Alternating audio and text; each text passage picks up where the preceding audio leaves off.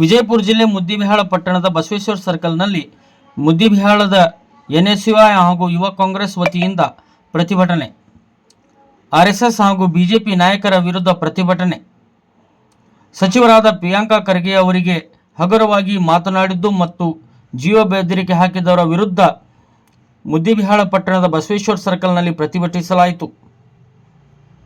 ಈ ಸಂದರ್ಭದಲ್ಲಿ ಸದ್ದಾಂ ಕುಂಟೋಜಿ, ಕರ್ನಾಟಕ ರಾಜ್ಯದ ಎನ್ಎಸ್ಯುಐ ಪ್ರಧಾನ ಕಾರ್ಯದರ್ಶಿಗಳು, ಕಾಂತು ಚಲವಾದಿ, ಮುದ್ದೇಬಿಹಾಳ ಬ್ಲಾಕ್ ಕಾಂಗ್ರೆಸ್ ಎಸ್ಸಿ ಮೋರ್ಚಾ ಅಧ್ಯಕ್ಷರು, ಸಿಕಂದರ್ ಜಾನ್ವೇಕರ್, ಕಾಂಗ್ರೆಸ್ ಪಕ್ಷದ ಮುಖಂಡರು, ಶಿವಪುರಿ ಪುರಸಭೆ ಸದಸ್ಯರು, ರಫೀಕ್ ಶಿರೋಳ್, ವಿಜಯಪುರ ಜಿಲ್ಲಾ ಯುವ ಕಾಂಗ್ರೆಸ್ ಪ್ರಧಾನ ಕಾರ್ಯದರ್ಶಿ, ಬಸವರಾಜ್ ಭಜಂತ್ರಿ, ವಿಜಯಪುರ ಜಿಲ್ಲಾ ಯುವ ಕಾಂಗ್ರೆಸ್ ಪ್ರಧಾನ ಕಾರ್ಯದರ್ಶಿ, ಬಾಬಾ ಪಟೇಲ್ ಬಿರಾದಾರ್, ಯುವ ಕಾಂಗ್ರೆಸ್ ಮುಖಂಡರು, ಮುದ್ದೇಬಿಹಾಳ, ಸಮೀರ್ ದ್ರಾಕ್ಷಿ, ಇನ್ನೂ ಅನೇಕ ಜನ ಉಪಸ್ಥಿತರಿದ್ದರು. Bureau report, TLK express news, Muddebihal. ಸಚಿವರಾಗಿರ್ತಕ್ಕಂಥ ಪ್ರಿಯಾಂಕ್ ಖರ್ಗೆ ಸಾಹೇಬರಿಗೆ ಏನು ಈ RSSನ ಒಂದು ವಿಚಾರ ಏನು ಇವತ್ತು ವಿವಾದ ಸೃಷ್ಟಿಯಾಗಿದೆ. ಪ್ರಿಯಾಂಕ್ ಖರ್ಗೆ ಸಾಹೇಬರು ಕೇಳಿದ್ರಲ್ಲಿ ಏನು ತಪ್ಪೇನಿಲ್ಲ. ಸಾರ್ವಜನಿಕ ಮತ್ತು ಸರ್ಕಾರಿ ಜಾಗಗಳಲ್ಲಿ ನೀವು ಯಾವುದೇ ರೀತಿಯಾದಂಥ ಇಂಥ ಸಂಘ ಸಂಸ್ಥೆಗಳಿಗೆ ನೀವು ಯಾವುದೇ ಕಾರ್ಯಕ್ರಮ ಮಾಡಲಿಕ್ಕೆ ಅನುವು ಮಾಡಿಕೊಡಬಾರ್ದು. ಇರಲಿ, ನಾವು ಏನೇ ಮಾಡಿದ್ರು ಸತಿ ಇವತ್ತು RSS ಅಜೆಂಡಾ ಏನಪ್ಪಾ ಅಂತಂದ್ರೆ ಗೋಮುದ್ವೇಷವನ್ನು ಬಿತ್ತಕ್ಕಂಥದ್ದು. ಇದನ್ನ ಪ್ರಿಯಾಂಕ ಖರ್ಗೆ ಸಾಹೇಬರು ಪ್ರಶ್ನೆಯನ್ನ ಮಾಡಿ ಇವತ್ತು ಮುಖ್ಯಮಂತ್ರಿಗಳಿಗೆ ಒಂದು ಪತ್ರದ ಮುಖಾಂತರ ಮನವಿಯನ್ನ ಮಾಡಿದ್ದಾರೆ. ಏನಂತೇಳಿ, ಸರ್ಕಾರಿ ಜಾಗಗಳಲ್ಲಿ ನೀವು ಅನುಮತಿಯನ್ನು ಕೊಡಬಾರದಂತೇಳಿ. ಈಗಾಗಲೇ ಹಿಂದೆ ಬಿಜೆಪಿ ಸರ್ಕಾರ ಜಗದೀಶ್ CM ಅವರಿದ್ದಾಗ ಸಹಿತ ಅದನ್ನ ಅನುಮತಿ ಕೊಟ್ಟಿದ್ದಿಲ್ಲ, ಅದನ್ನ ಮಾಡಬಾರದಂತೇಳಿ ಇತ್ತು. ಅದಕ್ಕಾಗಿ ಇವತ್ತು ಏನು ಕೆಲ ದುಷ್ಕರ್ಮಿಗಳು, ಕೆಲ ಗುಂಡಾಗಳು, ಕೆಲ ಕಿಡಿಗೇಡಿಗಳು, RSSನ ಮೊಂಬತ್ತು ಏನಿದ್ದಾರೆ, ಇವತ್ತು ಪ್ರಿಯಾಂಕ ಖರ್ಗೆ ಅವರಿಗೆ ಗೊಡ್ಡ ಬೆದರಿಕೆ ಹಾಕೋದು, ಬೆದರಿಕೆಗಳನ್ನು ಹಾಕೋದು, ಮತ್ತೆ ಜೀವ ಬೆದರಿಕೆಯನ್ನು ಹಾಕೋದು, ಅವರಿಗೆ ಮನಸೋ ಇಚ್ಛೆ ಅವಾಚ್ಯ ಶಬ್ದಗಳಿಂದ ನಿಂದನೆ ಮಾಡಿದ್ದನ್ನ ಇವತ್ತು ಯುವ ಕಾಂಗ್ರೆಸ್ ಬಲವಾಗಿ ಖಂಡನೆ ಮಾಡುತ್ತದೆ. ಕೂಡಲೇ ಆರೋಪಿಗಳನ್ನ ಬಂಧನೆ ಮಾಡಬೇಕು, ಆರೋಪಿಗಳಿಗೆ ಕಠಿಣವಾದಂತ ಶಿಕ್ಷೆಯನ್ನ ಕೊಡಬೇಕು. ಪ್ರಿಯಾಂಕ್ ಖರ್ಗೆ ಸಾಹೇಬ್ರನ್ನ ಇಡೀ ಯುವ ಕಾಂಗ್ರೆಸ್ ಅವ್ರ ಜೊತೆಗಿದೆ. ಇಡೀ ಕಾಂಗ್ರೆಸ್ ಪಕ್ಷ ಮತ್ತು ಕಾಂಗ್ರೆಸ್ ಪಕ್ಷದ ಕಾರ್ಯಕರ್ತರು ಅವ್ರ ಜೊತೆಗಿದ್ದೇವೆ.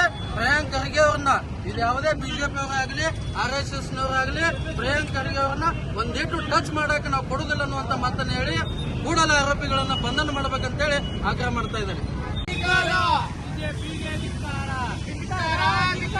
ಬಿಜೆಪಿಗೆ ಧಿಕ್ಕಾರ, ಧಿಕ್ಕಾರ, ಧಿಕ್ಕಾರ, RSSಗೆ ಧಿಕ್ಕಾರ, ಧಿಕ್ಕಾರ, ಧಿಕ್ಕಾರ, RSSಗೆ ಧಿಕ್ಕಾರ.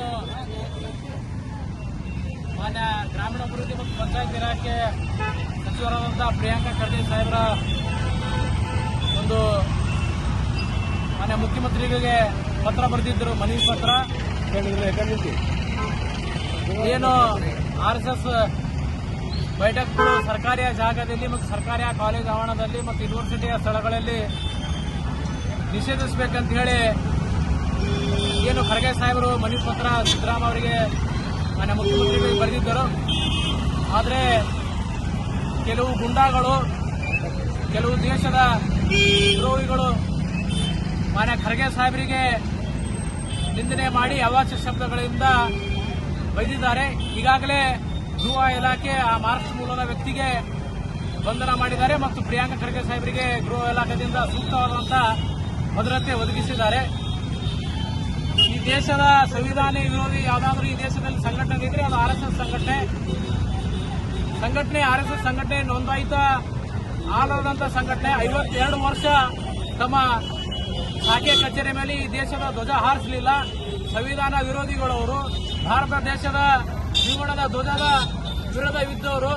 ಅವರಿಂದ ನಾವು ದೇಶ ಪಾಠ ಕಲಿಯುವಂತಹ ಅವಶ್ಯಕತೆ ಈ ಕಾಂಗ್ರೆಸ್ ಪಕ್ಷದ ನಾಯಕರಿಗೂ ಕೂಡ ಇಲ್ಲ, ಕಾಂಗ್ರೆಸ್ದ ಸರ್ಕಾರಕ್ಕೂ ಕೂಡ ಇಲ್ಲ. ಈಗಾಗಲೇ ಏನು ಸರ್ಕಾರ ನಿಯಮ ಸೂಚನೆಗಳು ನೀಡಿದ್ದಾರೆ, ಅದರ ಪಾಲನೆ ಎಲ್ಲರೂ ಕೂಡ ಪಾಲಿಸಬೇಕು. ಸಂವಿಧಾನದಲ್ಲಿ, ಕಾನೂನಿನಲ್ಲಿ ಎಲ್ಲರೂ ಸಮಾನರು. ಕಾನೂನು ಯಾರ ಕೈಗೆತ್ಕೊಳ್ತಾರೆ ಅವರಿಗೆ ಕಾನೂನು ಎಂದಿಗೂ ಈ ದೇಶದಲ್ಲಿ ಬಿಡುವುದಿಲ್ಲ. ಈ ಪ್ರಜಾಪ್ರಭುತ್ವದ ದೇಶ ಇದೆ.